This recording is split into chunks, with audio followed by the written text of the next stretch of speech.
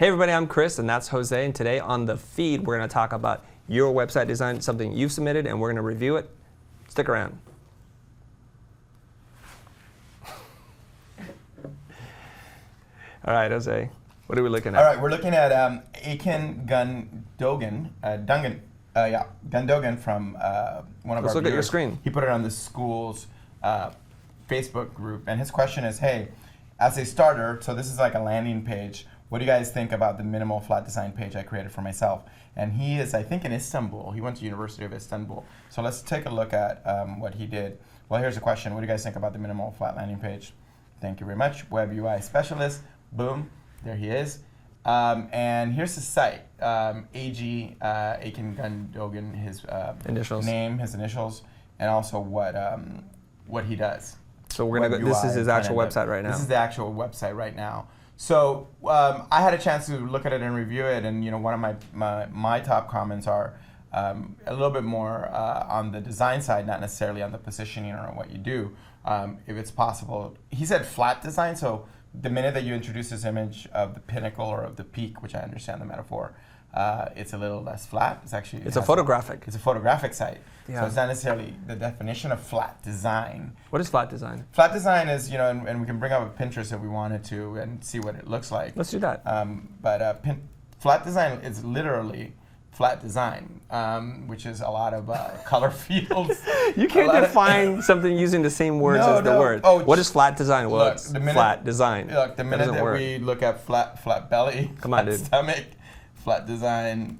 There you go. You're gonna notice, you're gonna see it. It's flat design. So it's let's use color words. Fields.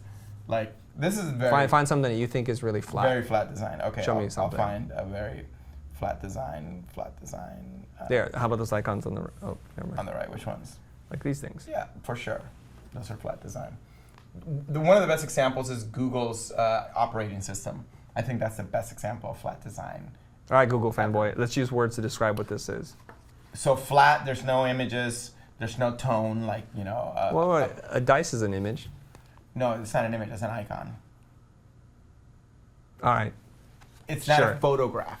It's not a photograph. It's not a photograph. So it's a graphic interpretation of something. Yes. And it's using almost zero or like one level of shading. You notice there's not gradients in there. It's very simple. It's very simple, yeah. Minimalist in color and rendering. You could have photography in your flat design, but what he did inherently isn't necessarily flat design. Show me something that looks like that. If you want the incorporation of photography in flat design, so a website that itself is flat. Well, here's a really good example of flat design. That's a good one. Without. Let's look at that for a second. And it's all iconographic, which you know what? That's pretty flat design. Will you stop using that word? Use the word flat design. Describe flat design. So it uses color field, like a flat color field. It switches from red to yellow here, and then it switches to blue. This one does not have any photography either, which doesn't again mean that you can't incorporate photography. Well, okay, go back to the guy with a mustache. Yeah, he's very flat design. So you could switch that out maybe with a photo.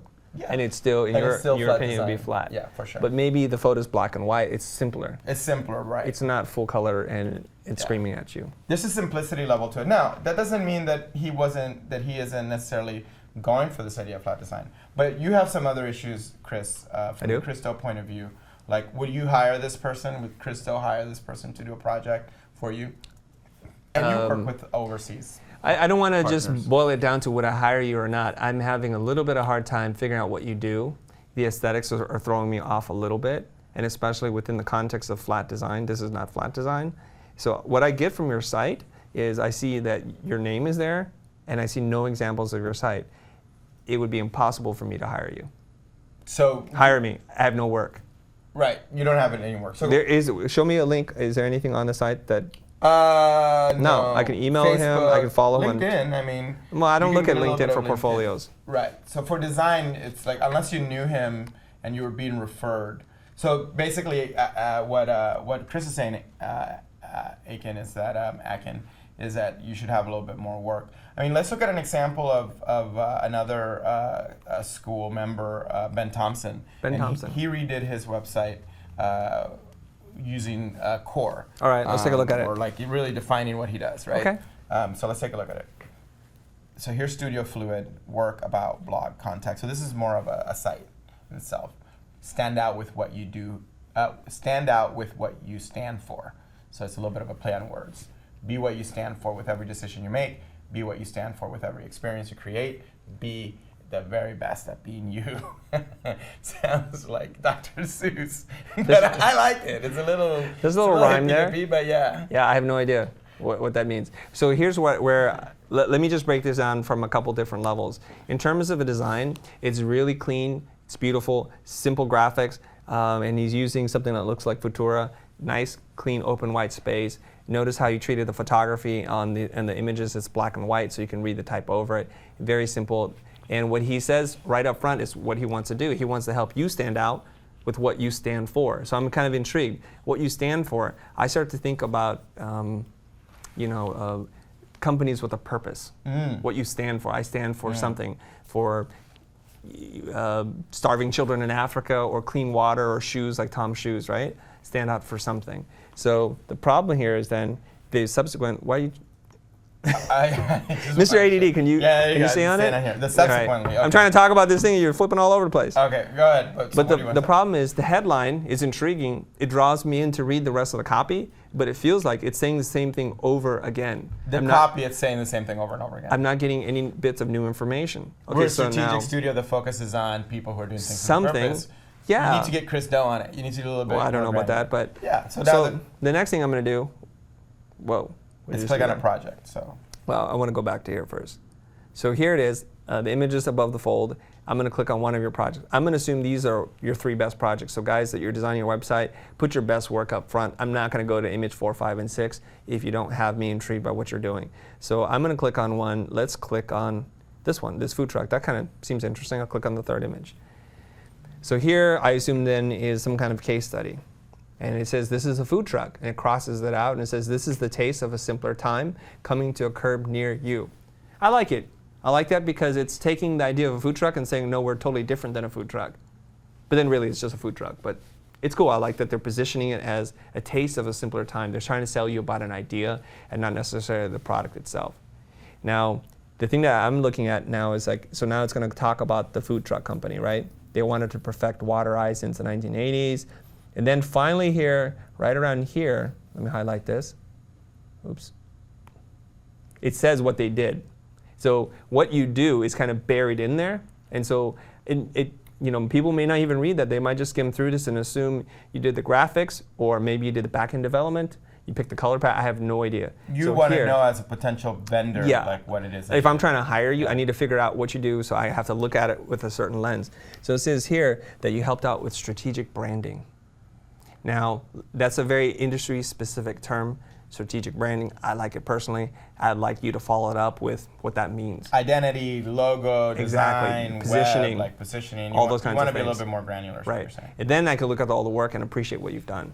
Got it. Okay, so a little bit. So an example of an agency that's really positioned as a purpose-driven agency is this one. It's called Guru, which is great. We are Guru. We power brand movements, and then the minute that you go into the work, you actually click on one of the top 3. Again, 1% for the planet. 1% for the planet, and it says right at the beginning. What does it say? Creative campaign development, digital agency of Check. record, Check. social app design and development, website redesign and development. So this is for a buyer, a sophisticated buyer who wants to know, hey, what did you do for them? Like you. Right. Now notice this, guys. Wait. Sorry. Get your hand off the keyboard. Okay. All right. So you notice it's 1% for the planet. I get it. And then I understand what they do, what they did for that client immediately. So from here on out, once I look at the work, I have a lens in which to understand what I'm looking at. And so there's a little bit of copy here and not much else. So they're saying, go click on the site. If you want to see it, we don't need to hold the whole thing. I like a blended approach personally, where you take the things that you can learn from Guru, which I think did a really good job of presenting to you what they did, and then showing a little bit behind the scenes. Like this is the big idea, here's a little bit more detail, and if you want to get into the nitty-gritty, so I don't have to click off the site. That's all. And these are positioned differently. All right, so here's what I heard, and this is the takeaway, or what I would say my summary is, if you're going to create a site for yourself, and this is for you, Akin, or is for anybody, how are you positioned? Are you positioning yourself as a UI or UX tactician, like a person who's going to do that? And if that's what you're going to do, then really show that as your work. And if you're going to do more strategic-driven work, like Ben did, talk about it at a strategic level, but be specific to what you did on those projects at a more tactical level, so that a sophisticated buyer can tell. So if you're a buyer, if you're somebody at an agency or a small business or a medium-sized business who's looking to hire a web design or identity design or developer, make sure that they are specifying what are the roles that they did in a particular project. Because you might see something and get enamored with it, and it turns out that a bunch of different people did it, and that person only did one specific subset of the work. So that's you see that happening a lot. Happens all the time, and then you might make the mistake of hiring them without knowing what they specialize in. Always trying to find the focus, and ask for that explicitly if you go to the next level and you're interviewing the firm, the agency, or the individual. What do you really do? Can you give me an example and point out what you did on that project? Hey Matt, can you come on in here? Can you get the shot of my desktop? Come on around. Just come around that side, and then I'll do a drawing for you, okay? So I've seen this talk, and I highly recommend you guys go look him up. Simon Sinek, who wrote the book Start With Why. So he draws a circle. He calls it the golden circle, right? He says most people know what they do. Right. And so when you say we do UX, we do UI, that's the what, right? Then inside that circle is the how. Well, this is how we do it. We have a process, etc. Few companies know why they do it. And he talks about this thing about it's human biology, but I like a different term. I like this term. It's called biology.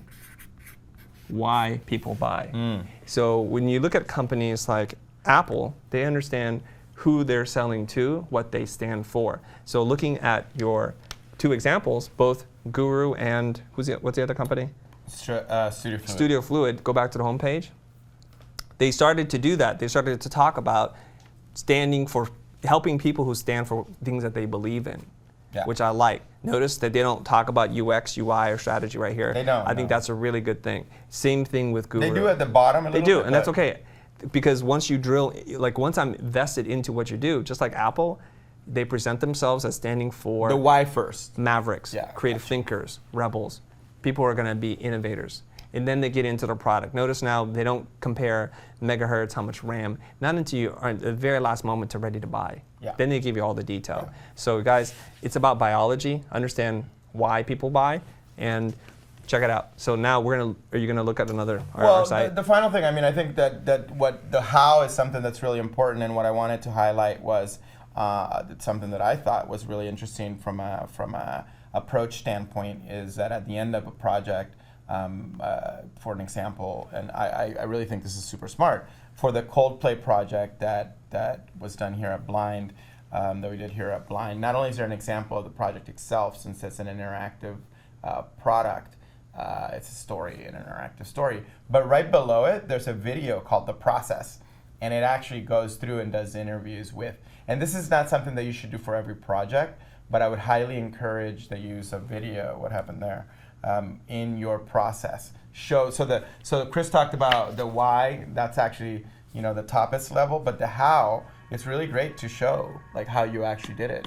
And I think that's the final thought is, show almost like a documentary The challenge style is of, how do you get the audience of music fans who long clearly story short consume of a it ton of is music? How do you get them engaged?